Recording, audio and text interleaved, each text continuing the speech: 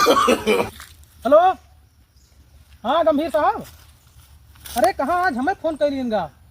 अच्छा अच्छा अच्छा, इंडिया टीम में हमारा सिलेक्शन होगा। अच्छा हुआ ऑस्ट्रेलिया की टाइम। जय हो जय हो जय हो। Thank you sir.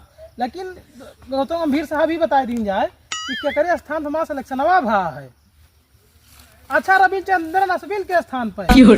ठीक है तो हमार गेंद खूब घूमा था फिर की। और जोन अब की दाई सब जोन हराएगा है 3-0 से ना, टीम ऑस्ट्रेलिया वाले के एकदम चीर फाड़ कर दिया।